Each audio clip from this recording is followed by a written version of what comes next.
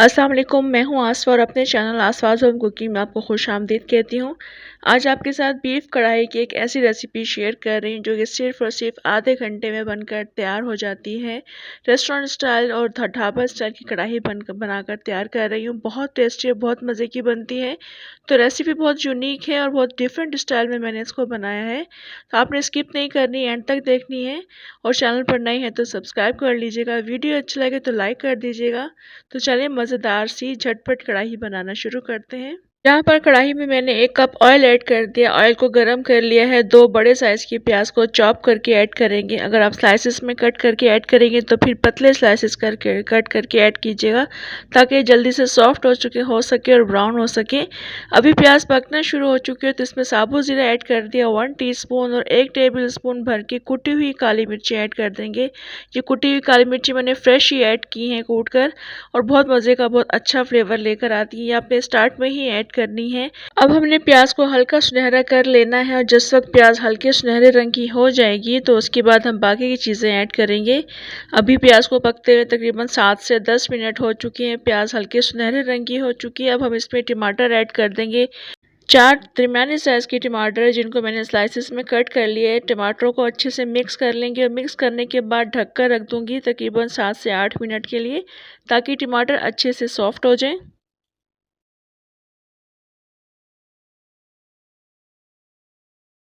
अभी टमाटर काफ़ी अच्छे सॉफ्ट हो चुके हैं। बस अब हमने इनको मैश करना है। तमाम टमाटरों को मैश कर लेंगे अच्छी तरह से। यहाँ पर मैंने तमाम टमाटर काफ़ी अच्छे मैश कर लिए हैं और बाकी जो कसर रहेगी वो बाद में पूरी होती रहेगी। अब हम इससे मसाले ऐड करेंगे।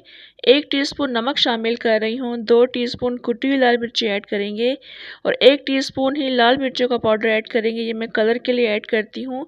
और 2 टीस्पून मैं इसमें धनिया पाउडर ऐड करूँगी। 1/4 टीस्पून हल्दी ऐड करेंगे और इसके बाद हम लहसुन का पेस्ट ऐड कर देंगे 1 टेबल स्पून। अदरक का पेस्ट ऐड करेंगे 2 टेबल स्पून।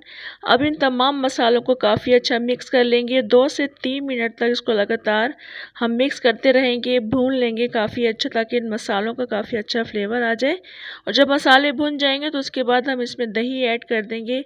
4 से 5 टेबल स्पून के बराबर दही है या हाफ कप के बराबर आप दही ले लीजिएगा। काफ़ी अच्छा बीट करके इसमें ऐड कीजिएगा और चूल्हा हल्का कर दीजिएगा ताकि इसमें जो है दही फटे नहीं। दही को अच्छे से मिक्स कर लेंगे। 3-4 मिनट तक दही को भी हम भून लेंगे, काफ़ी अच्छी इसकी बुनाई कर लेंगे। इस वक्त दही काफ़ी अच्छी भुन चुकी है तो अब हम इसमें बॉयल किया हुआ गोश्त ऐड कर लेंगे। ये 1 केजी बोनलेस बीफ है जिसको मैंने बॉयल करके रख लिया था। अदरक लहसुन और नमक डालकर इसमें बॉयल करके ऐड किया है। इसी की वजह से कढ़ाई बहुत जल्दी बनती है। अगर आपने किसी दावत में बनानी है तो आप गोश्त को पहले से बॉयल करके ऐड कर सकते हैं। जिस वक्त गोश्त ऐड कर देंगे उसके बाद थोड़ी सी कटी हुई हरी मिर्चें, थोड़ी सी लंबाई में हरी मिर्चें हम ऐड कर देंगे, मिक्स कर देंगे और ढककर रख देंगे तकरीबन 10 मिनट के लिए।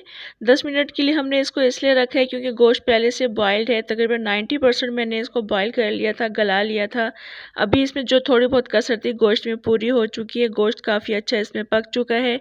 तमाम मसालों का फ्लेवर इसमें काफ़ी अच्छा आ चुका है। तो आपको जिस वक्त भी झटपट कढ़ाई बनानी हो इस तरह से बीफ या मटन को आप बॉयल करके पहले से रख लिया करें, बहुत जल्दी बन जाती है।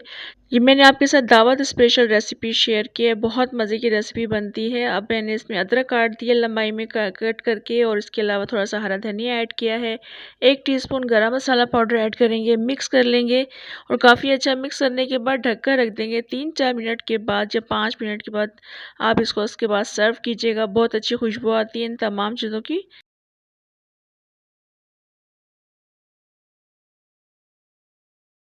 ये रेसिपी आप उस वक्त बना सकते हैं जिस वक्त आपको दावत करनी है। दावत में आपने काफ़ी सारी डिशेस बनानी है तो एक दिन पहले से ही आप गोश्त को बॉयल करके रख लेंगे तो इस तरह से बहुत जल्दी कढ़ाई बनकर तैयार हो जाएगी। मेहमान बहुत ज़्यादा खुश भी होंगे क्योंकि बहुत ज़्यादा टेस्टी बनती है।